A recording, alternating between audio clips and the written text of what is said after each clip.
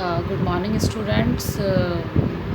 आज के इस वीडियो में हम टैक्सोनॉमिक प्रिंसिपल्स के बारे में बात करेंगे। टैक्सोनॉमिक प्रिंसिपल में सबसे पहला जो टॉपिक है आपके सिलेबस का उसमें है first topic unit of classification and concept of species. ये जो टॉपिक है unit of classification and concept of species, ये बीएससी पार्ट 3 के सेमेस्टर 5th में बॉटनी के पेपर फर्स्ट का टॉपिक है।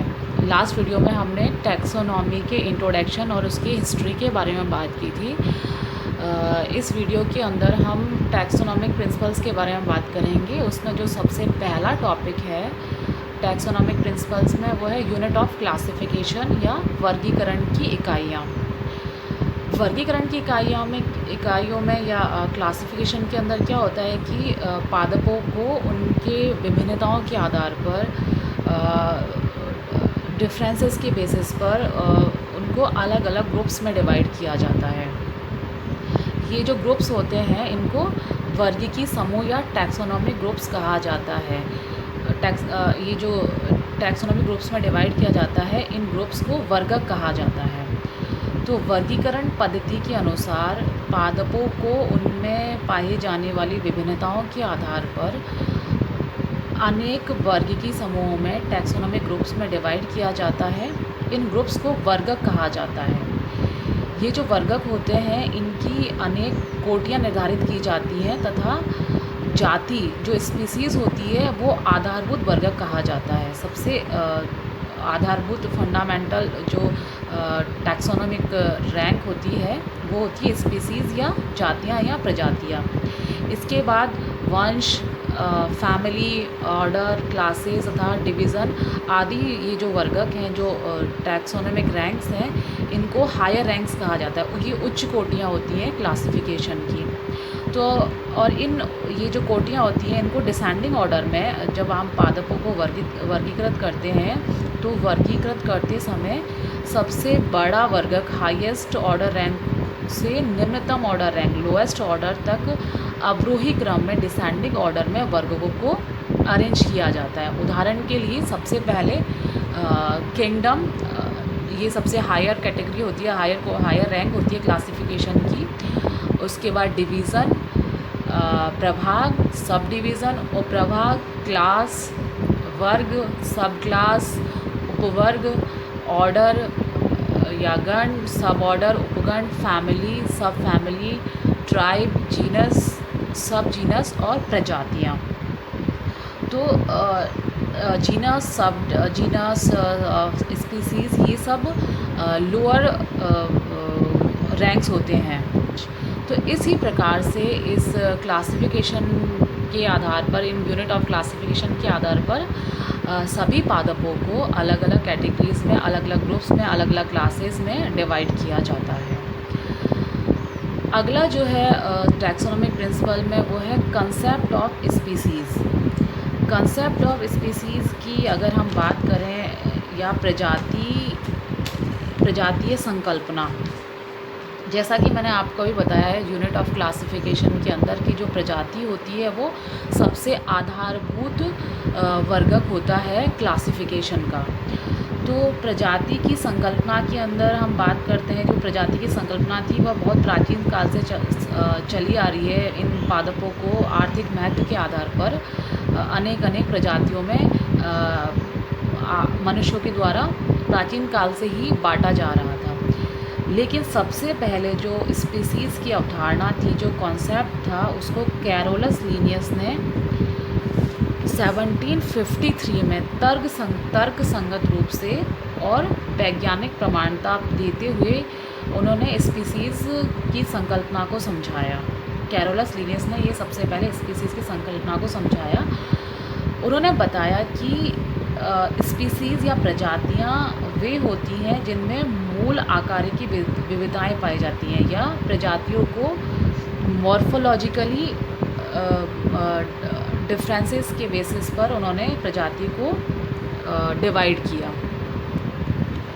कैरोलस लीनियस ने बताया कि genetically isolated population of plants which can interbreed within themselves and morphologically similar can be placed in a single species. मतलब कि जो मॉर्फोलॉजिकली सिमिलर है ऐसे पादप जो आकारिकी रूप से समान होते हैं और इंटरफर्टाइल होते हैं, जिनके अंदर की अंतः प्रजनन पाया जाता है, ऐसे ग्रुप ऑफ ऑर्गेनिजम्स को स्पीसीज़ में रखा जाता है या प्रजातियां कहते हैं। तो ये कॉन्सेप्ट था स्पीसीज़ का। सबसे पहले कैरोलस लिनियस ने इसको तर्क संगत रूप से या वैज्ञानिक रूप से समझाने की कोशिश की या उन्होंने बताया। इसके अलावा डार्लिंगटन ने 1928 में कॉन्सेप्ट ऑफ स्पीसीज़ की डेफिनेशन दी। उन्होंने बताया कि प्राकृतिक रूप से पाए जाने वाले पादप या आबादी या पॉपुलेशन जो स्थायी रूप से पृथक एवं आनुवंशिक आधार पर स्थिर लक्षण प्रदर्शित करते हैं, और ये जो समूह है वो अंतः प्रजनन इंटरब्रीडिंग प्रदर्शित करते हैं, उन्हें प्रजाति कहा जाता है या स्पीसीज़ कहा जाता है। इसके अलावा क्लाउसन ने भी 1945 में प्रजाति को समझाने की कोशिश की थी। उन्होंने बताया कि समान लक्षण प्राकृतिक रूप से नेचुरली जो पादप समान लक्षण प्रदर्शित करते हैं, ऐसे संगठित पौधों को या ऐसे ग्रुप ऑफ ऑर्गेनिजम्स को जिनमें जीनों का आदान प्रदान होता है, जेनेटिक एक्सचेंज पाया जाता है, और उस जेनेटिक एक्सचेंज के कारण किसी भी प्रकार की हानि नहीं होती है, ऐसे ग्रुप ऑफ ऑर्गेनिजम्स को क्लाउसन ने प्रजाति या स्पीसीज़ कहा। तो ये जो डेफिनेशन दी कैरोलस लिनियस ने, डार्लिंगटन ने और क्लाउसन ने, इसके आधार पर कुछ पॉइंट्स कॉन्सेप्ट ऑफ स्पीसीज़ में निकल कर आते हैं। उसमें सबसे पहला जो पॉइंट है वो सबसे पहला पॉइंट है कि ये जो पादप प्रजाति है, इसके सभी सदस्य में मॉर्फोलॉजिकली फिजियोलॉजिकली समान लक्षण इनमें पाए जाते हैं। इसके अलावा ये जो ग्रुप है जो मॉर्फोलॉजिकली और फिजियोलॉजिकली सिमिलर होते हैं, आकारिकी और शारीरिक रूप से जो समानताएं पाई जाती हैं, इन प्रजातियों के सदस्यों में अंतर प्रजनन या इंटरब्रीडिंग या लैंगिक प्रजनन पाया जाता है, और एक नई जनरेशन का, नई संतति का उद्भव होता है और वंश वृद्धि होती है। मतलब कि ये जो सिमिलर ग्रुप्स हैं, ग्रुप ऑफ ऑर्गेनिजम्स हैं, इनमें इंटरब्रीडिंग होनी चाहिए, लैंगिक जनन पाया जाना चाहिए या पाया जाता है। थर्ड जो पॉइंट आता है कॉन्सेप्ट ऑफ स्पीसीज़ के अंदर, वह है कि ये जो एक ही प्रजाति के सदस्य होते हैं, एक ही स्पीसीज़ के जो सदस्य होते हैं, इनमें किसी भी प्रकार का जेनेटिकली बैरियर नहीं होना चाहिए, आनुवांशिक अवरोध नहीं पाया जाना चाहिए। नेक्स्ट जो पॉइंट आता है कॉन्सेप्ट ऑफ स्पीसीज़ में है, वो जो एक ही प्रजाति के जो सदस्य होते हैं, ये सामान्यतः दूसरी प्रजाति के पौधों से लैंगिक जनन प्रदर्शित नहीं करते, क्योंकि उनमें जेनेटिकल बैरियर पाया जाता है, और इनमें किसी भी प्रकार का जेनेटिक एक्सचेंज या आनुवंशिक पदार्थों का विनिमय नहीं होना चाहिए। तो ये कॉन्सेप्ट ऑफ स्पीसीज़ में से 4 पॉइंट्स निकल के आते हैं। पहला, मॉर्फोलॉजिकली सिमिलर होने चाहिए, इंटरब्रीडिंग होनी चाहिए, उन सदस्यों के अंदर किसी भी प्रकार का जेनेटिक बैरियर नहीं होना चाहिए, और ये जो ग्रुप ऑफ ऑर्गेनिज्म है सिमिलर कैरेक्टर्स वाले, इन ग्रुप ऑफ ऑर्गेनिजम्स में दूसरी प्रजाति के पौधों के साथ किसी भी प्रकार का जेनेटिक एक्सचेंज नहीं पाया जाना चाहिए। ऐसे ग्रुप्स को स्पीसीज़ कहा जाता है। अर्थात ऐसे पादप जिनमें बाह्य एवं आंतरिक लक्षणों में समानताएं पाई जाती हैं, वह समूह या सदस्य इंटरफर्टाइल होते हैं, फ्रीली इंटरब्रीडिंग करते हैं, उन्हें प्रजाति या स्पीसीज़ कहा जाता है। कॉन्सेप्ट ऑफ स्पीसीज़ में नेक्स्ट जो टॉपिक है इसी का, वह है इंट्रा स्पेसिफिक कैटेगरीज या अंतरा प्रजातीय वर्ग। ये प्रजातियों इसी का टॉपिक है। इंट्रा स्पेसिफिक कैटेगरीज क्या होती हैं? इंट्रा स्पेसिफिक कैटेगरीज में को हम इस प्रकार से परिभाषित कर सकते हैं। सामान्यतः एक ही प्रजाति के विभिन्न सदस्य जो बाह्य एवं एक्सटर्नल एवं प्रमुख आंतरिक लक्षणों में एकरूपता यूनिफॉर्मिटी प्रदर्शित करते हैं, परंतु एनवायरमेंटल और जोग्राफिकल कंडीशंस के कारण विभिन्न एनवायरमेंटल और विभिन्न फिजियोलॉजिकल वो जोग्राफिकल या भौगोलिक परिस्थितियों के में परिवर्तन के कारण इन सदस्यों में, एक ही प्रजाति के इन सदस्यों के अंदर कुछ बाह्य और कुछ आंतरिक और कुछ जैव रासायनिक विभिन्नताएं पाई जाती हैं, और ये कभी कभी आनुवांशिक लक्षणों भी अलग दर्शाते हैं। ऐसे पादप प्रजातियों को इंटरस्पेसिफिक वर्ग कैटेगरीज में रखा जाता है, या कह सकते हैं कि लाक्षणिक विविधताएं या विभिन्नताएं परिलक्षित करने वाले एक ही प्रजाति के ऐसे पादप समूह को अवजाति वर्गक या इंट्रा स्पेसिफिक कैटेगरीज कहा जाता है। मतलब कि ऐसे इंट्रा स्पेसिफिक कैटेगरीज का मतलब ये होता है कि उनमें एक प्रजाति सेम होती है, लेकिन अलग अलग भौगोलिक कंडीशंस में उनको उगाया जाता है, और वहाँ पर एनवायरमेंटल कंडीशंस भी अलग होती हैं, जिसके कारण इन कंडीशंस का उनके ऊपर प्रभाव होता है, और कुछ लक्षण ये अलग प्रदर्शित कर देते हैं।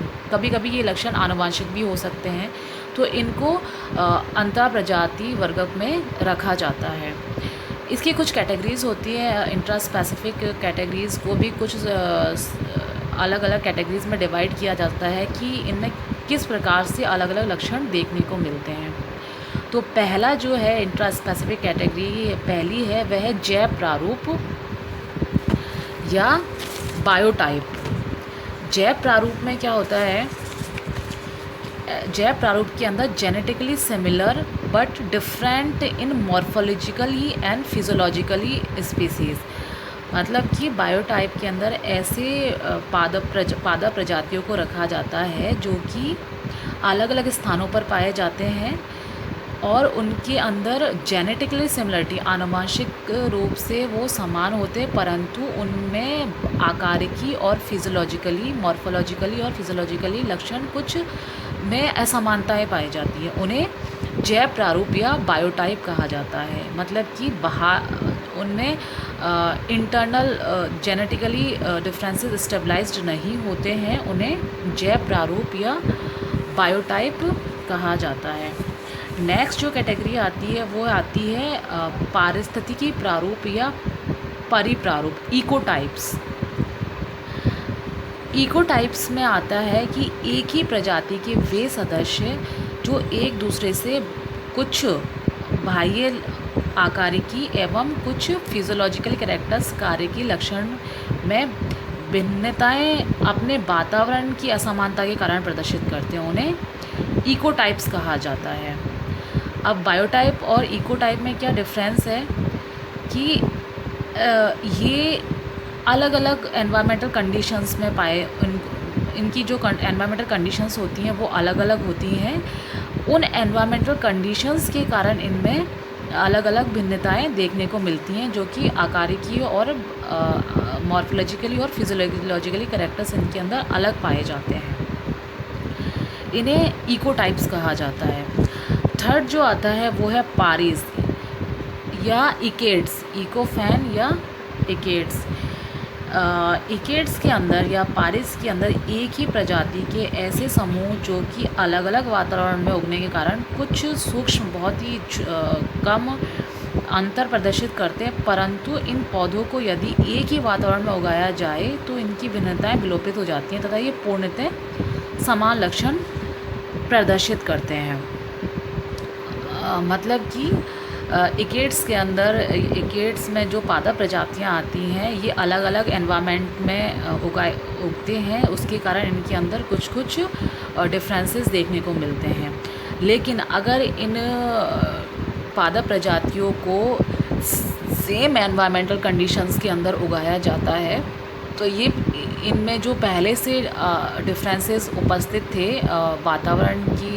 वातावरणीय परिस्थितियों के कारण, वो डिफरेंसेस विलुप्त हो जाते हैं और सेम एनवायरमेंटल कंडीशंस में ये प्रजातियां समान लक्षण ही प्रदर्शित करती हैं। मतलब कि इनमें जो डिफरेंसेस पाए जाते हैं वो जेनेटिकली स्टेबलाइज्ड नहीं होते हैं।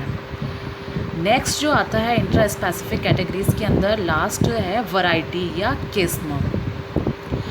सबसे पहले वैरायटी या किस्म की पहचानने का श्रेय कैरोलस लिनियस को दिया जाता है। उन्होंने बताया कि एक ही प्रजाति में उत्पन्न पादप समूह जो बाह्य लक्षणों या लक्षण प्रारूप फिनोटाइप्स में विविधता डिफरेंस प्रदर्शित करते हैं, इनकी विवेदनशीलता आनुवंशिक स्तर पर निर्धारित होती है। इनको किस्म कहा जाता है।